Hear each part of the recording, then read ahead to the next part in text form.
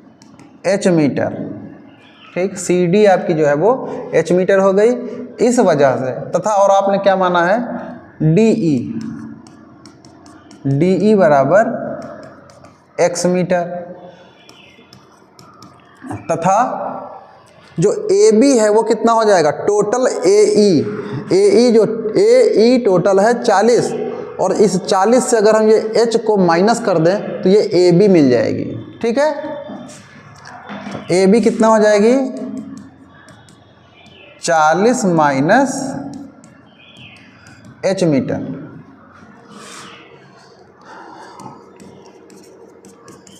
समकोण त्रिभुज,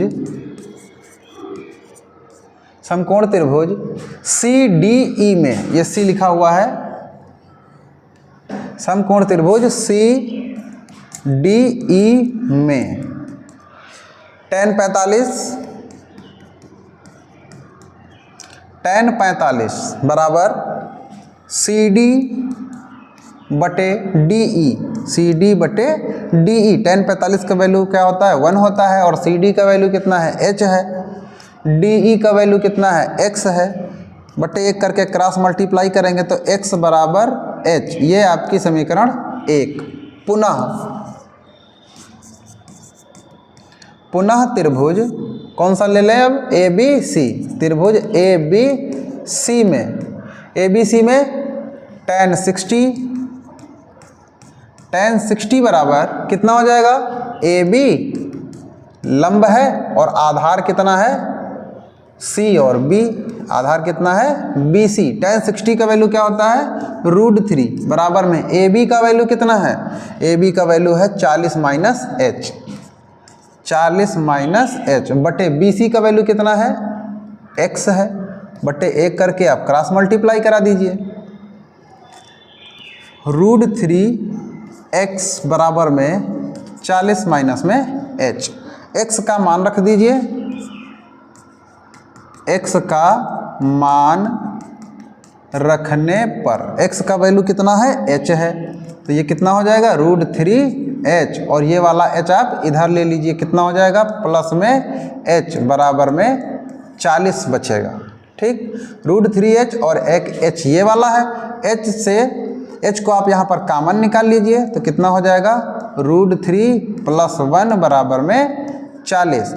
√3 + 1 आप पक्षांतर करा दीजिए, h बराबर 40 बटे में √3 + 1। अब हर की संयुग्मी से आप गुणा कर दीजिए तो √3 - 1 अपान √3 - 1। संयुग्मी क्या होता है बेटा, जो हर होता है उसमें जो दो पद होते हैं उनका निशान बदलकर आप ऊपर नीचे गुणा करा देते हैं। ठीक है, निशान बदलकर जो गुणा कराया जाता है वही होता है उसकी संयुग्मी।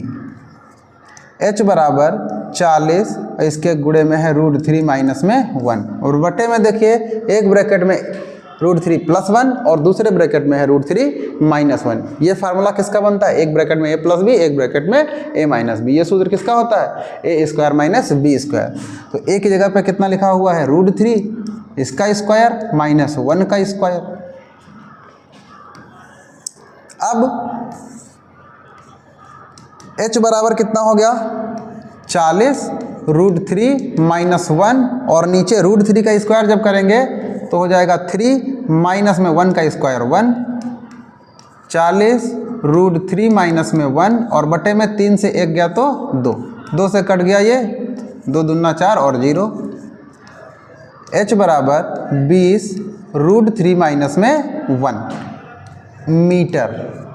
h भवन की ऊंचाई आपने क्या माना था, माना सी डी बराबर h मीटर। सी डी जो है वही तो भवन था, तो ये आपका प्रूफ हो गया। 20 √3 - 1, 20 √3 - 1, ये आपका सवाल सिद्ध हो गया कि हाँ भवन की ऊंचाई इतनी है। ठीक है, आज के लिए इतना ही, मिलते हैं नेक्स्ट वीडियो में, तब तक के लिए जय हिंद।